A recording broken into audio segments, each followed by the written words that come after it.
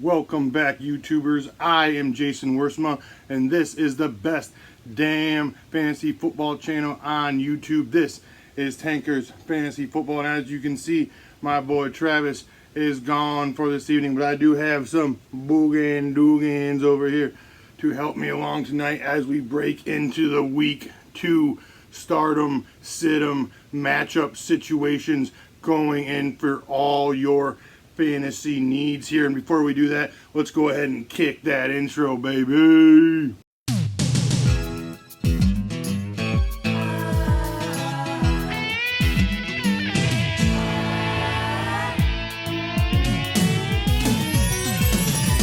Whatever happened to predictability?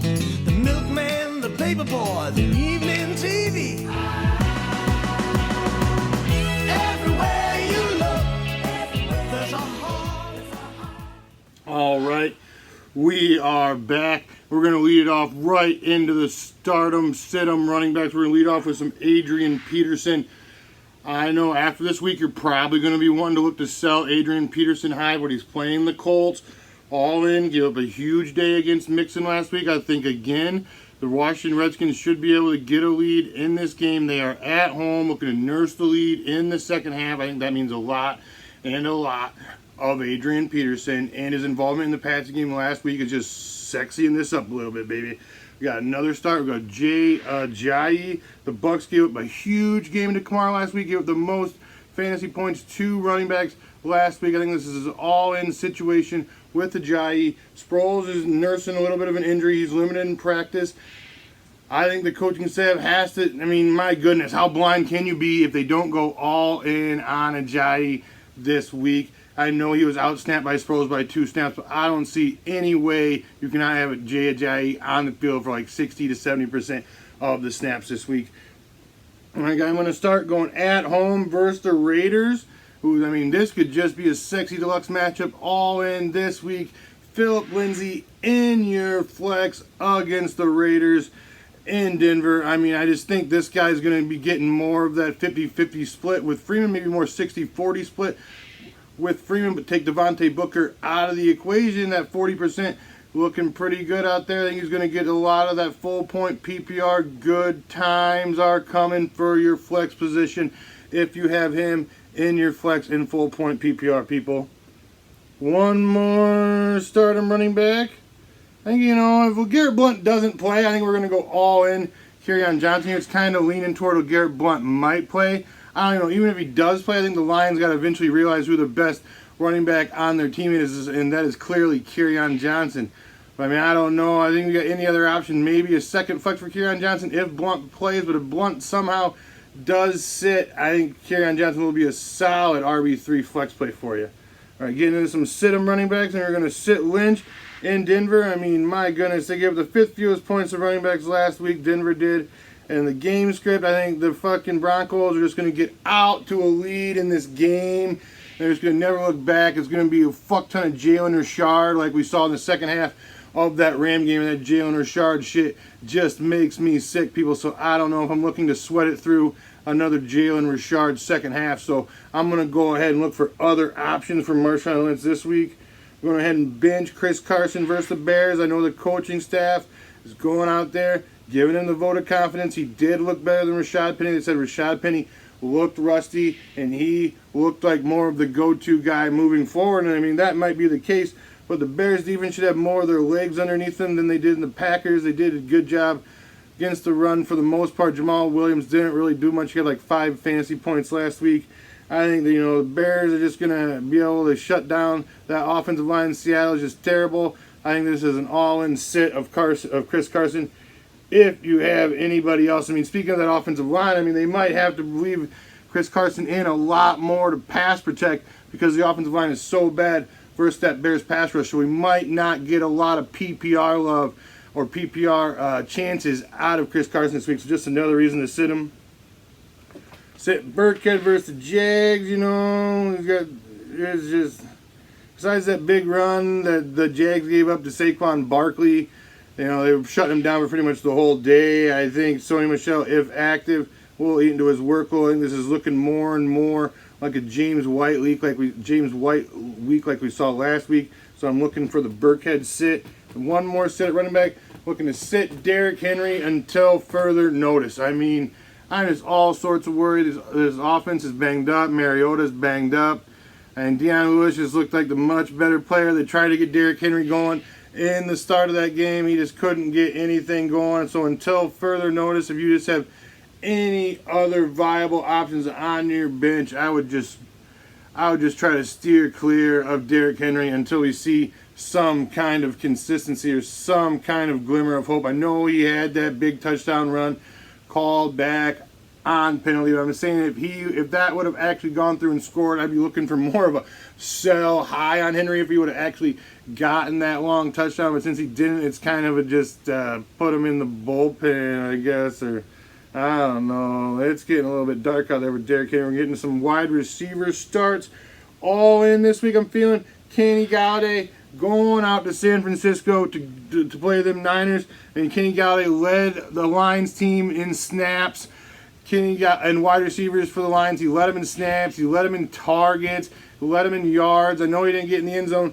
But, I mean, he went out there and he was still grinding for Stafford late in that game, over the middle, catching passes. And that is something that Matthew Stafford is probably looking to remember. He was looking for him early and often. And I think Kenny Golladay is the type of guy that can just blow up and become a very sexy wide receiver 2 for you this season in his second season of his career. I think this is the type of guy that can just turn it up a notch and be a late round steal for you in your drafts that have taken place. But I mean, all in this week, Kenny Golladay, another start, Quincy Enunwa versus Miami. You know, he got 10 targets, caught 6 for like 63, got in the end zone. And, you know, he's going to be that guy for Sam Darnold moving forward. Robbie Anderson only got that one target. I think this is going to be the Quincy Enunwa show. They're going to try to protect Darnold.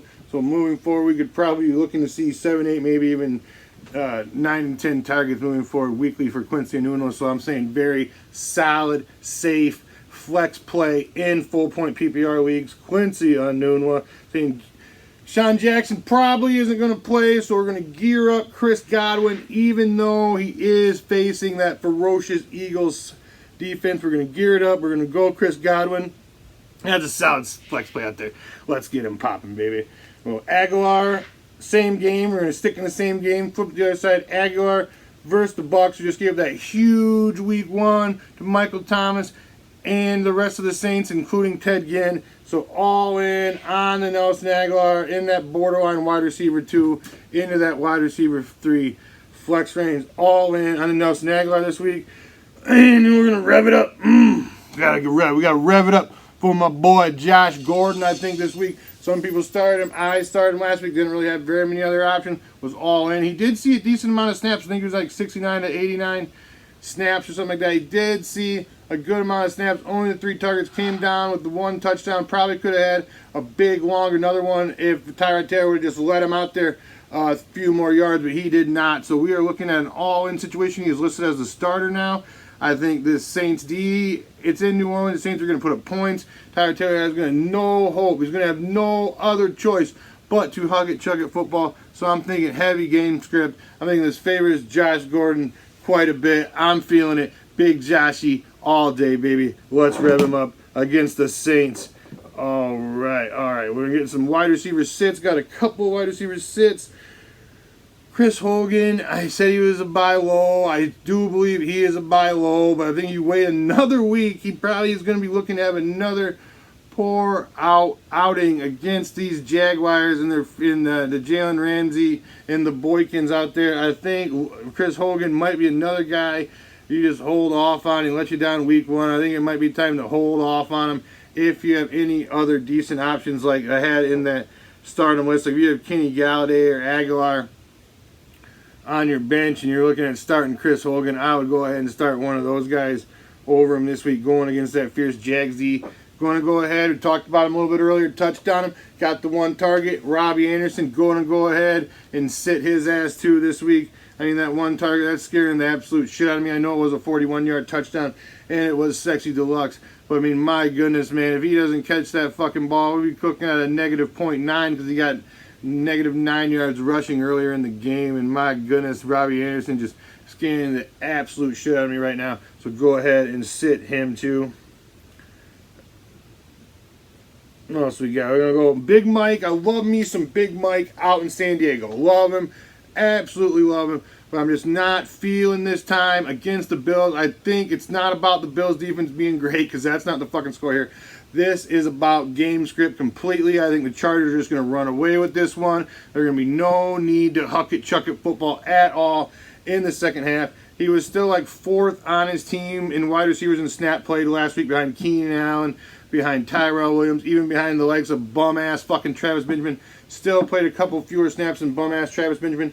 I do love me some Big Mike Williams, but I think it is a sit this week against the Bills. I think they're just going to fucking go out there. I know it's in Buffalo. You know, that West Coast, East Coast does kind of get fuckery, but I think the Bills are just so fucking shitty. It's not going to matter. They're going to rip their fucking hearts out, rip their souls out with the running game. And I just don't think they're going to need the likes of Big Mike. I mean, you're hoping, you're praying for Big Mike to get in the end zone. But other than that, I don't think he's going to have much to offer you this week. So go ahead and have a decent sit on him. Getting some tight ends here. All right. Ricky Seals-Jones, week 1. I'll just shit the bed. Drop the fucking touchdown. I like me some Ricky Seals-Jones. Played a lot of snaps, you know. And you're looking at who he's playing this week. He's playing the Rams, who just gave up a fucking career day to the likes of Jared Cook. He gave up like 180 fucking yards of Jared Cook. Now, I'm not saying Ricky Seals-Jones is going to go out there and get 180 yards. But I mean, this is the matchup. If he's ever gonna fucking do it, he is the type of guy that stretches the field like Jared Cook. He had like a 16 or 17 yard per catch last year as a rookie, which is absolutely great for tight end. So if you are all in, you're on your dire straits. You know, Greg Olsen fucked you. Maybe Delaney fucked you. Maybe you got some other of these bums that you're just tired of fucking looking at. I think we should gear it up this week with some Ricky Seals-Jones against those Los Angeles Rams and just see what we got going on. Another start. I'm going to go Njoku versus the Saints. Another shitter last week. Bad weather. Blame it on the bad weather, I guess. He's going down to New Orleans. And I had the Huck and Check It football versus them Saints. I'm feeling like a big bounce back week for my boy David Njoku. All in. Get him in your lineup. Trey Burton saying don't be scared. Still got the 6 targets.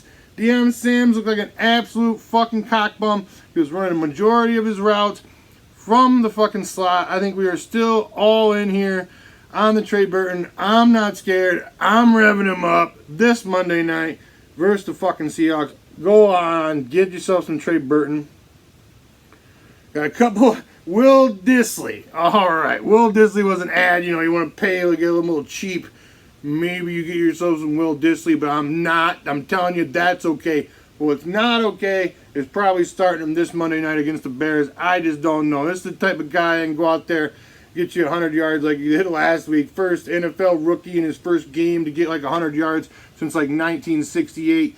But we're talking about a guy who could easily go out there and catch 0 passes after his 100-yard performance. So looking to gear it down for his Will Dissly. I mean, if he goes out there and fucking does it again, I mean, I'm starting, fuck. Maybe we mean more toward that all in. But this is definitely more of a wait and see. Get him. If you get him, just leave him on your bench if you have any respectable options. One more set of tight end, Jesse James, the outlaw Jesse James. Van McDonald practice in full on Wednesday. I don't know how the split's going to be. I'm just saying Vance McDonald being back just hurts the like of a fringe player, a fringe starter like Jesse James. So just go ahead and get him the fuck out of your lineup. All right, if you like the cut of our jib, you're a new listener, give us a subscribe, hit that notification button. Give us a like, comment.